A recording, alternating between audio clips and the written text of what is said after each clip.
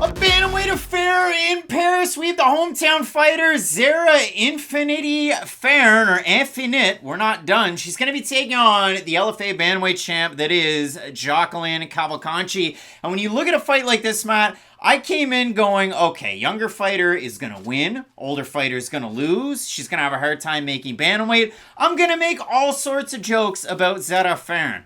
Yeah, that's right. Just roll her old bones on over here. And then I listened to a 40-minute interview that she did with after the fight, and I felt bad about all my preconceived notions. Because for Zarah Fairn, she was a very accredited boxer, but she had a really hard time finding boxing fights in her native France and elsewhere. So then she transitioned into MMA, and that was quite a long time ago. Now, how old is Zarah Fairn? Is she 36, 37, 39? I don't know. But what I do know is way back when, in 2016, she opened a gym in her old neighborhood and opened it up to the public and really wanted to kind of bring in underprivileged youth, women who are in cancer treatment, and folks that have been affected by domestic violence in a negative light. So for Zarah Fairn, I'm serious. I'm not making a single joke about her. I had all these bad thoughts. 6-5 fighter. She's lost 3 fights in the UFC. Why would I even touch on any of this? This is what I'm going to say about Zarah Fairn.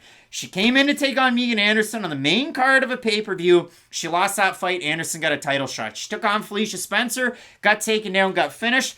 But her last time out, if you didn't watch the fight against Joselyne Nunes, Fairn trained in her mother's homeland of Brazil at Team Figueiredo. She was on that Brazilian card to get that push. Taking on Nunes, she rallied back in that one, and I scored it 2-1 for Zarah Fairn in that matchup. She was able to throw that really good volume out there, able to throw from distance. So again, if you didn't watch the fight, go back and watch it. But she has lost 3 straight. She is a much older fighter, and originally, this was not supposed to be Jacqueline Cavalcanti. She's taking this fight on short notice. She is that LFA champ. We did talk about Cavalcanti because she has a win very early on in the career when she took on Nora Cornolle, and she got the win there. But for Cavalcanti, Matt, the one loss to an eventual PFL fighter, and all of the wins that she's had since, a very, very fun striker to watch in her fights. And for Cavalcanti, training out of Blockhouse MMA, Kenny Anderson scares the heck out of me because I think he's going to wrestle me at some point. I'm just going to be walking down the street and that guy with a horseshoe mustache. Could do like those Daniel Cormier Habib like hug takedowns. This guy's going to want to wrestle me. But Cavalcanti trains with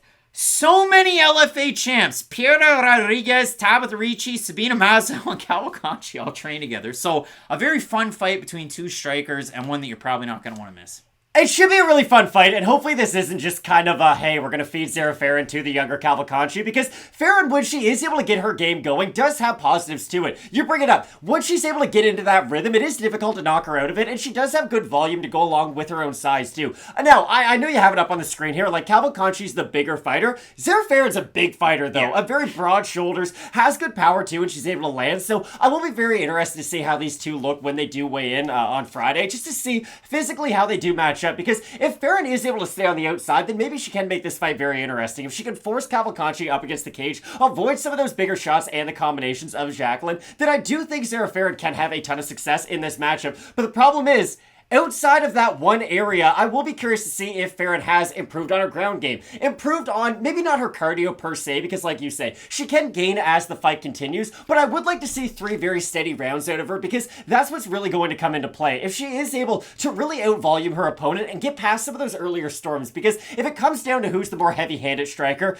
I do think Jacqueline has the heavier hand. And again, she puts a lot more into her shots. So you can't just say, oh, she hits harder, because she is a fighter who's going to sit down and try to put you away. But if she is able to start landing on some of those in-betweens, and if she can force Zarah Fairn up against the cage, I'll be really interested to see what Fairn does as a result to try to get out of some of those positions. And on August 18th, it was announced that we had Hayley Cowan out of the matchup, and in was Cavalcanti. And if you look at Cavalcanti, only 5-1 throughout the career. She has that win over Cornolle. If we look at the 5 on in, it's 4-1. The loss to Martina Gingerova, you can go back and find that fight on YouTube if you want to watch it. I thought Gingerova was able to convincingly win 2 of those rounds. The fight against Yulia Kunitsenko over with UAE Warriors, it was a win for Cavalcanti.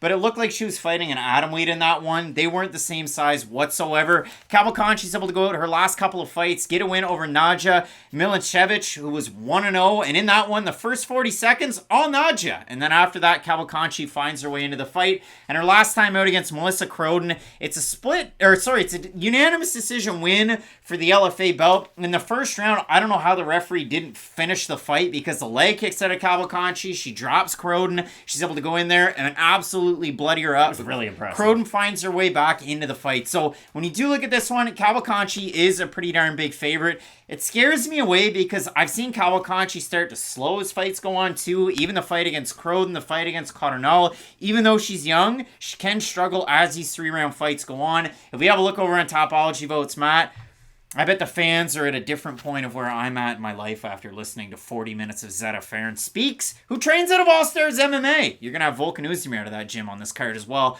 I'm going to say over under 85% Cavalcanti here. I was going to put it at 80, so I'll say under. You're going to say under. It's over. 1,093 total votes, 91% Cavalcanti, 75% by decision for the 9% that have Fairn, 74% by decision. I do have Cavalcanti in this one because I think the attacks at all 3 levels are going to pay dividends. She's got a really nice leg kick, and she can mask her right cross with the use of a double jab, and it is really nice. So for me, I like Cavalcanti in the matchup, but again, it was a lot of fun doing the tape study for this. The thing about Cavalcanti that does worry me a little bit is if she's not able to land those leg kicks consistently and just finds herself whipping on air on a majority of them, kicks take a lot more of your energy than punches do. Watch any Dan Hooker fight, especially the 5-round ones. Got kicks like a mule in round 1, just a little bit in round 2, but 3, 4, and 5, he does get away from it. So for Jacqueline, I could see her starting to slow down as the result of a lot of those missed attempts, but still, I do think she's going to be able to land those leg kicks to help her get closer to Zarah Fairn, and if she's able to do that, she should be able to hit her with some big shots. Knock on wood, Fairn makes bantamweight because she's fought 3 times at featherweight in the UFC, and she was due for a fight at bantamweight and showed up at 147. That really happened. So a big time matchup on this card. Both of us going with Portugal's Jacqueline Cavalcanti to get the win. Let us know down below in the comment section who you have. Some big time matchups on this card, including Volkan Oezdemir taking on Bogdan Guskov. You're not going to want to miss it. Keep it locked in with Fight Night Picks. We always say, let's get into it.